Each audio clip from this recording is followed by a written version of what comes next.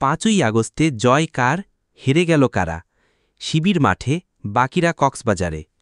5ই August বাংলাদেশের ইতিহাসে এক অনন্য দিন। আওয়ামী লীগ ছাড়া দেশের অন্যান্য রাজনৈতিক শক্তিগুলোর কাছে এটি যেন হয়ে উঠেছে এক প্রতিরোধের প্রতীক, এক বিজয়ের দিন। তাই প্রশ্ন উঠেছে, এই দিনে কারা কতটা সক্রিয় ছিল? কারা শুধু বিবৃতি দিয়ে দায় সারল, আর কারা বাস্তবিক কর্মসূচি নিয়ে মাঠ দখলে ছিল? প্রথমেই আসি ছাত্রদলের কথায়। হ্যাঁ, কিছু এলাকায় তারা বিজয় র্যালি করেছে, কিন্তু কেন্দ্রীয়ভাবে কিংবা বিভাগভিত্তিক কোনো ধারাবাহিক কর্মসূচি চোখে পড়েনি, যেন কোনো প্রস্তুতি ছিল না। অন্যদিকে ইসলামী ছাত্র শিবির পুরো জুলাই জুড়ে এবং বিশেষ করে 5ই আগস্টকে কেন্দ্র করে বিশাল কর্মযজ্ঞ চালিয়েছে। শিবিরের কালচারাল উইং সাইমুম কোটি টাকার আয়োজন করে যেসব প্রোগ্রাম উপস্থাপন করেছে তা ইউটিউবে খুঁজলেই চোখে পড়বে। বিভাগে বিভাগে তাদের মিছিল হয়েছে, টিএসসিতে হয়েছে প্রদর্শনী। এমনকি এমন একটি প্রদর্শনী হয়েছে যেখানে একটি ছবি নিয়েই বামদের মধ্যে হুলস্থুল পড়ে গেছে। এদিকে যারা নিজেদের জুলাইয়ের মালিক দাবি করে, সেই বাম ছাত্র অ্যাসোসিয়েশন বা তথাকথিত নাগরিক পার্টির মাঠে থাকা কার্যক্রম ছিল একেবারেই সীমিত। ঢাকায় সামান্য একটি মিছিল ছাড়া তারা আর কিছু করতে পারেনি। তাদের শীর্ষ নেতারা 5ই আগস্টে কক্সবাজারে ঘুরতে গেছেন।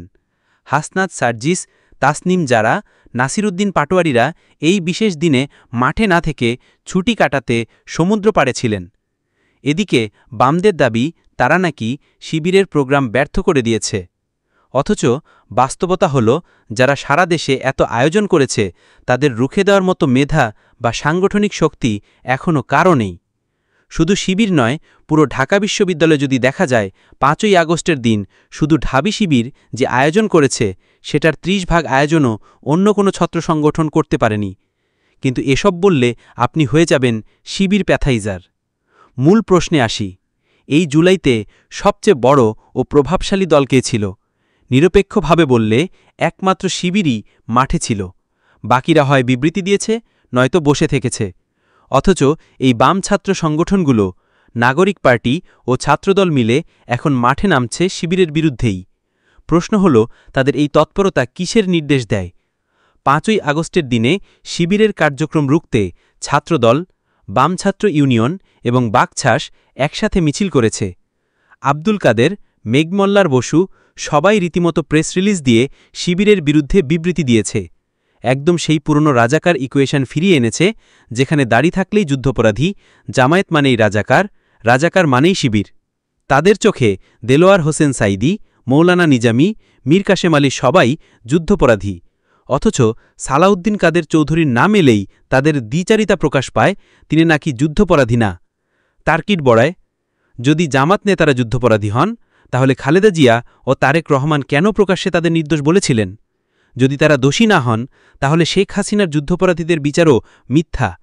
একই বিচার ব্যবস্থায় কখনো জামাতের রায় সঠিক, আবার বিএনপির নেতার রায় ভুল। এই দ্বিচারিতা কি গ্রহণযোগ্য? যুদ্ধপরাধের বিচার শুধু জামাতের জন্য আর অন্যদের জন্য ছাড়? এটা কেমন বিচার ব্যবস্থা? আরেকটি বাস্তবতা হল, যাদের বিচারের কথা বলে শাহবাগ আন্দোলন হয়েছিল তাদের মধ্যে অনেকেই ছিল উচ্চ মাধ্যমিকের ছাত্র।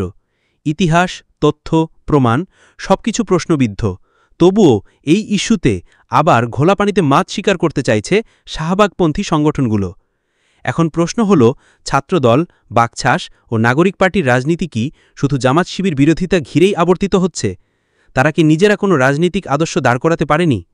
কারণ স্পষ্ট, শিবিরের সঙ্গে মেধায়, সাংগঠনিক শক্তিতে, কর্মসূচির বিশালতায় কেউ পাল্লা দিতে পারছে না। তাই আওয়ামী লীগের পুরনো অস্ত্র, ৭১-এর চেতনা, যুদ্ধপরাধী ইস্যু ধার নিয়েই এখন লড়াই করার চেষ্টা। সবশেষে বলি, এই রাজনীতিতে দ্বিচারিতা চলছে। একদিকে 5ই আগস্টে কেন্দ্র করে ইতিহাস গড়ে শিবির, আর অন্যদিকে নিজেদের ব্যর্থতা ঢাকতে পুরনো কৌশলে ফেরে বাকিরা। দর্শক, আপনি কি মনে করেন, কে আসলে মাঠে? কে প্রভাব তৈরি করেছে? কে শুধু নাটক করছে? কমেন্টে জানান আপনার মতামত।